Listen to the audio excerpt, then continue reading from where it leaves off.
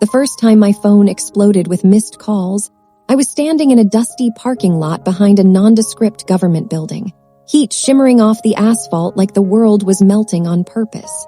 My screen kept lighting up, call after call, texts stacking so fast they blurred into one long scream. Dad, stepmom, my sister, and one number I didn't recognize. I didn't answer. I just stared at the live stream that had frozen on my phone, a stranger's shaky footage from a wedding reception I was specifically ordered not to attend. The camera swung across white tablecloths and gold centerpieces, then snapped to a man in a tuxedo with his face flushed and his eyes too bright. And then I heard him. Not through some distant rumor, not through a carefully edited family recap. I heard him, raw and loud in front of everyone. Say it again, the groom barked, voice slurring like it was coated in champagne. Tell them what your daughter does. Tell them where she works. Tell them why you told your other daughter she was too weird to show up. My stomach turned to ice. Because that part wasn't a lie. My father had said it, calmly, like a weather report. 3 days earlier, I was sitting on my bed in my apartment in Las Cruces, uniform folded neatly beside me, hair still damp from a rushed shower. I just finished a 12-hour shift at White Sands, where my job is literally to notice what other people miss. My name is Lorelei. I'm 32, and I work as an intelligence analyst for the Army. I read patterns. I track threats. I write reports that people above my pay grade pretend don't scare them. Yet my father's voice on the phone had turned me into a problem he needed to hide. You're not coming, he said. I remember blinking, slow, like my brain couldn't translate it. It's Kala's wedding. He sighed the way he always did when he wanted me to feel childish. Exactly. Her fiancé's family is particular. This is their world. And you don't fit. There was a pause where I waited for him to soften it, to backtrack, to remember he was talking to his daughter, not a stain on a dress. He didn't. You get uncomfortable, he continued. You correct people. You don't laugh at the right moments. And you have that look sometimes like you're judging everyone. My fingers tightened around my phone. I'm not judging, I'm just quiet. Quiet makes people uneasy, he said, still calm. Kala needs a flawless day, don't make it about you. It hit so clean it didn't even hurt at first. It just hollowed something out. Okay, I said, because I learned a long time ago that fighting my father was like punching fog. He exhaled, relieved. Good, that's best. The call ended. I sat there staring at my dark screen until my reflection looked like a stranger. Kala has never been quiet. My sister is the kind of woman who makes waiters smile like they've been personally blessed. She touches your arm when she talks, just enough to make you feel important. She can glide through a room full of strangers and walk out with 3 invitations and a job offer. And now she was marrying Dashiell Hale. That name alone sounded expensive. He came from a family that owned something. Hotels, maybe, banks, a law firm with a marble lobby. I'd met him twice. Both times he shook my hand like he was checking a box, then immediately turned back to my father, smiling like they were already business partners. My dad loved that smile, loved what it promised. So I stayed away like I was told. The morning of the wedding, I went to work. I buried myself in routine, coffee that tasted burnt, badge scans, briefings, controlled spaces where your worth is measured in competence, not charm. By midday, I took my break outside, leaning against a warm brick wall, watching the desert stretch flat and endless beyond the road. I told myself I was fine. I told myself it was better this way. Then I opened social media. At first, it was exactly what you'd expect. Kala in white, my father standing straight beside her like he'd built her with his own hands, smiling guests, crystal chandeliers, perfection. I almost closed the app. But then the live stream notification popped up. Reception, now live. I tapped it without thinking. And that's when the world cracked open. The video shook, voices overlapping, laughter twisting into panic. Someone screamed. A glass shattered. The camera swung toward the head table. Dashiell was on his feet, gripping a champagne flute like he wanted to throw it. My father stood frozen beside him, face going tight in that specific way it does when he's trying to control a room with silence. Calla was there too, one hand pressed to her mouth, mascara already smearing like her face had started melting. Then Dashiell leaned toward my father and said the words that made my skin go cold. "You told her not to come because she embarrasses you," he snapped, loud enough for the entire room. "But you still took her money, didn't you? You still took what she built for you. You still let her pay for this wedding." My heart stopped. Because I had paid. Not for everything, but for the one piece my father begged me for 3 months ago, voice gentle, sweet, almost embarrassed. "It's just a short-term gap," he said. "A deposit issue. You know how these venues are. We'll pay you back as soon as Marcus's family wires their part." I'd sent the money because Calla was my sister, and because my father had never asked me for help without making it feel like a rare privilege. And now, on a live stream, the groom was exposing it like a weapon. Hold on, tiny break. I read the comments when I'm worn out, and seeing your location reminds me I'm not telling these stories into an empty room. Like, subscribe and drop your city, state, or country. Now, let me take you back. The truth is, I didn't realize I was buying my way into a wedding I wasn't allowed to attend. 2 weeks before the ceremony, my father invited me over for dinner. That alone should have warned me, because my father doesn't do emotional gestures. He does transactions wrapped in politeness. He cooked steak. He poured wine. He laughed too loudly at his own jokes. My stepmother kept looking at me like she was waiting for me to mess something up. Halfway through, Dad put his fork down and said, "We need your help." I remember feeling my shoulders tighten. With what? He smiled. "You're good with money. You've always been responsible. We're just smoothing a few things. The venue needs a deposit earlier than expected." I stared at him. "Why are you asking me?" His smile thinned, and there it was. The hook, the guilt. "Because you're family," he said. "And because you're not involved in the wedding the way Calla is.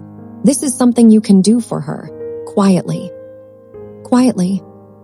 Always quietly. I wired the money that night. And now, in the live stream, Dashiell's voice got louder, uglier, as if the alcohol had peeled off the polite layer and revealed something feral underneath. "You people think you can build a perfect image," he shouted, pointing at my father, at Calla, at the guests. "But you don't even know what your own family is doing behind your back." My phone buzzed again in my hand, a call from Calla. I watched her on the screen, trembling in her wedding dress, as Dashiell turned toward her with a smile that didn't match his eyes. "Tell them," he said to her softly, and somehow that was worse than the yelling. "Tell them what you found in my briefcase last month." Calla's lips parted, and the live stream cut out. The screen went black, and for a second I thought my phone had died. Then the spinning circle appeared, stuttering on the weak signal, trying to reload something the internet clearly didn't want to hold. My hands were steady, but my pulse was. That was the strange part. My body stayed trained and calm while my mind sprinted in circles. Calla was calling again. I answered this time, because the cutoff felt like a warning flare. Her voice came through thin and ragged, like she'd run into a closet to breathe. "Lorelei, he's gone." "Gone where?"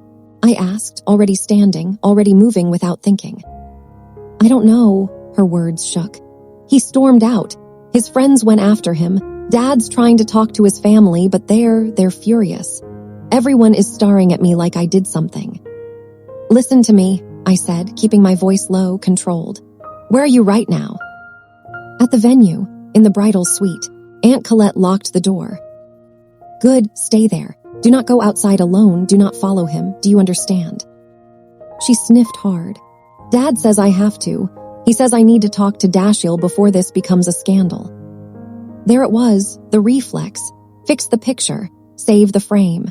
Pretend nothing is broken even when the glass is still falling. "Calla," I said, sharper. "If your fiancé is drunk and unpredictable, you do not meet him in private. Not to make Dad feel better. Not to save face. Your safety comes first." Silence. Then, quieter, the truth leaked out like a crack giving way. "He wasn't supposed to say that," she whispered. "About the money." My jaw tightened. "So it's true." "She didn't deny it. Dad told me you offered." I closed my eyes. Of course he did. My father could turn a theft into a favor and make you thank him for it. "Calla," I said, forcing my voice to soften. "Did you find something in his briefcase? He said that on the live stream. What did you find?" Her breathing hitched. "I can't talk about it here." "Is anyone in the room with you?" "Aunt Colette, and Mom is outside the door." My throat went tight at the word mom. Not my mom. Calla's mom, my stepmother. The woman who collected polite smiles like trophies. "Okay," I said. "Then text me, one sentence, what did you find?" A pause, the kind of pause that changes a family. Then my phone buzzed with a message. Not from Calla. From an unknown number. "You need to see what your father did. Check your email, now." I stared at it, heat blooming behind my eyes. "Calla," I said, still on the call, "I'm going to hang up. Keep the door locked. If anyone tries to pressure you to meet him alone, you call the police. Not Dad, the police." "But Dad will lose his mind." "Let him," I said, and surprised myself with how easy it came out. "He's not the one at risk." I ended the call and opened my email. There was a new message in my inbox with no subject line. Attached was a PDF and a few photos taken in a hurry. The sender name was just a first initial and a last name I didn't recognize. The PDF opened slowly, and when it finally loaded, my stomach dropped. It was a loan agreement. My name was on it. My social security number was on it. My signature was on it too, scribbled in my handwriting, except it wasn't my handwriting. It was close. Close enough for a quick glance. Close enough for a bank that wanted to move fast. Close enough to ruin me. Underneath my name was the amount. $180,000. I didn't breathe. I couldn't. I felt like the air had been replaced with sand. The photos showed a familiar kitchen table. My father's kitchen table. Papers spread out. His hand in one frame, holding a pen. My stepmother's manicured nails in another, pressing a page flat. A third photo was the worst. A screenshot of a text thread. My father to someone saved as D. "We can't tell her. She'd panic. We'll handle it after the wedding." D responded. "If she finds out, I'm done. I won't marry into fraud." My skin went cold. The live stream hadn't been a random drunk meltdown. It had been an explosion caused by a fuse my father lit himself. I read the loan agreement again, slower this time, the way I read classified material when I'm hunting for what someone tried to hide. My father had used my identity, not just my money, my name, my credibility, my future. He had taken the one thing I'd built that didn't belong to him. My phone buzzed again. "Dad." I didn't answer. Another buzz. "Stepmom." Then a text from Calla that made my hands clench so hard my knuckles ached. "He found the folder. He thinks I gave it to you." My mind snapped into focus. Folder, briefcase, evidence. Calla had found something, and my father had been scrambling to keep it from surfacing. Dashiell had learned too late that he was marrying into a family that smiled while it stole. My training said move with facts, not feelings. But my feelings were already there, sharp and boiling, because for once the cruelty wasn't about my awkwardness or my silence.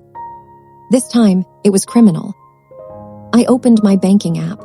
No new charges yet, but the loan could already be active. The damage could already be moving through systems faster than my family's lies. I stood up, grabbed my keys, and walked straight into my supervisor's office.